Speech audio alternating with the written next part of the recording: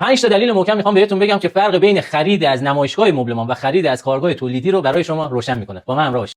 دلیل اول، سفارشی سازی بر اساس سلیقه مشتری که تو کارگاه انجام میشه. هیچ نمایشگاهدار مبلمانی توی مشهد یا تهران دستش به این اندازه توی رنگ باز نیست. یعنی شما محدودیت رنگ ندارید، ولی تو نمایشگاه مبلمان محدودیت رنگ دارید. برندها فقط 1 2 3 نمونه رنگ کف نمایشگاه میتونن بشینن، ولی شما تو کارگاه تولیدی یک چیز هولوش 100 تا نمونه رنگو یک جا میبینید. دلیل دوم، در نمایشگاه‌ها فقط مدل‌های آماده موجوده و امکان تغییرات برای مشتری محدوده و اگر هم امکان باشه دست مشتری رو واسه نظر دادن می‌بندن و محدودش می‌کنن. ولی در کارگاه تولیدی ما شما رو وادار می‌کنیم که روی کارتون نظر بدید و کار رو به سلیقه خودتون خلق کنید. ما با شما همکاری می‌کنیم تا یک کار به سلیقه خودتون با همفکری ما آماده کنید.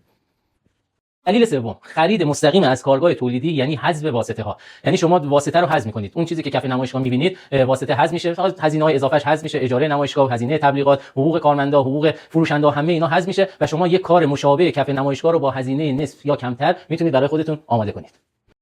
دلیل چهارم، کیفیت رنگ و ساخت قابل کنترل و تضمینی. یعنی چی؟ مشتری میتونه تو تمام مراحل اولیه کارش نظر بده و کار رو به سلیقه خودش خلق کنه و حتی تو مواد اولیه کار مشارکت داشته باشه و این کار میتونه باعث بشه مشتری رویای خودش رو خلق کنه و چیزی که تو ذهنش بوده رو برای خودش آماده کنه که این کار توی نمایشگاه امکان نداره. دلیل پنجم، مشاوره مستقیم با استادکارها به جای حرفهای تبلیغاتی. یعنی شما میتونی اینجا نظر تخصصی از استادکارها بگیری و تصمیم درست رو اعلام کنی، نه چیزایی که تبلیغات کردن، چیزی رو که اینجا میبینی مشاوره بگیری با استادکارها و روی کارت اجرا کنی و اون کاری که دوست داری رو آماده کنی.